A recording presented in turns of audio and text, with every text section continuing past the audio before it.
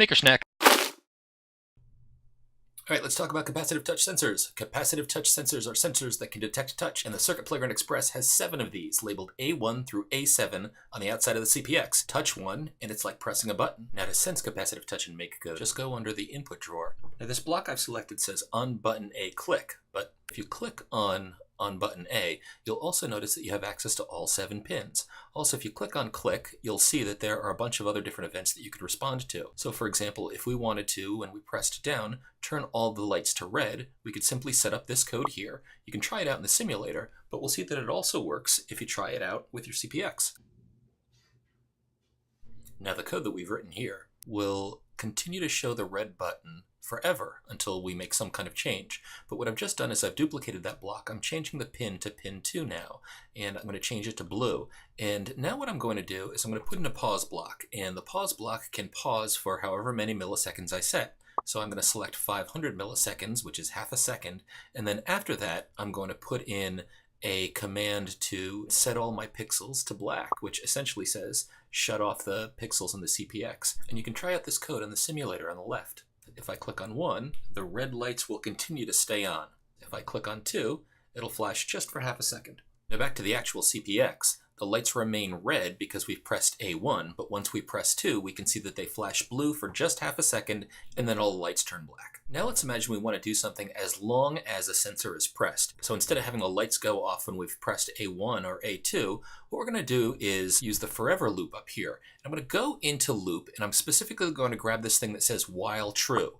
Now the event that we're going to look for to be true is going to be while pin number 3 is pressed. So you can see down here in input, I can go ahead and grab button A is pressed and change that to pin 3. And now what we'll do in here is we'll set an animation to run. And even though the animation says it'll run for 500 milliseconds, it'll continue to run as long as we have pressed down on pin A3.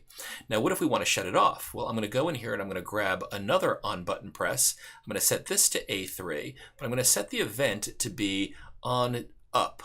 And when it's on up, that means I can go ahead and perform a particular task. And in this case, what I'm going to do is I'm going to stop the animation and I'm going to clear the animation. And again, those are right inside of light. So if I scroll down here, down into the more area here, I can grab clear as well.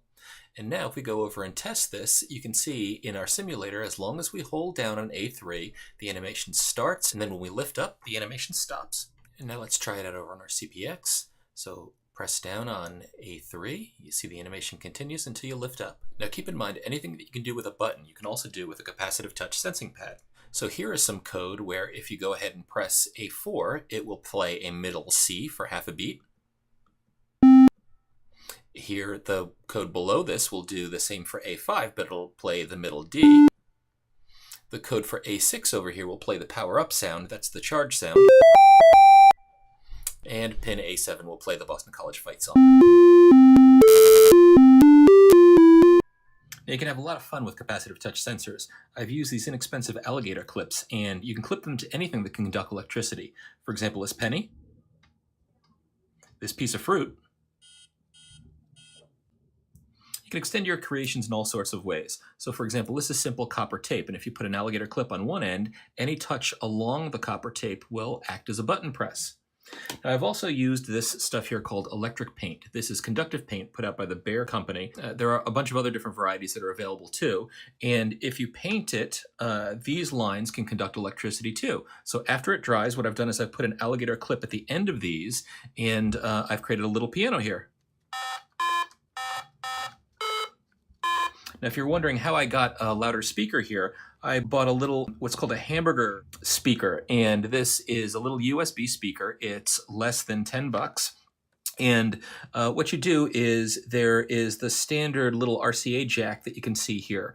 And you take one wire and you connect it to the GND. That's the ground that's on your Circuit Playground Express. And you clip that ground one to the bottom. And then you clip the other one to pin A0 and you clip that right onto the tip. And once you do that, anything that's playing through the CPX can play through this guy.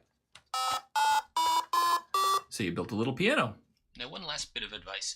If you're finding that either your touchpads are too sensitive or not sensitive enough, and that can also change depending on whether you're plugged into the USB or if you're working on the battery pack, you might want to add this particular block here, which says button pin, and then you can set to whatever pin number you are, and then you can set the threshold here.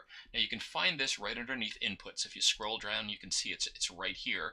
And if you want to know how this works, you can just right click on it and you get some comments which show up for help.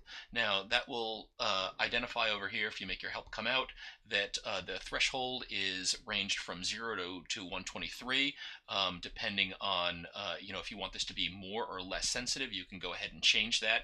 So again, if you have a hard time with the sensitivity of your touchpads, just go ahead and change that. I hope you've enjoyed our MakerSnack.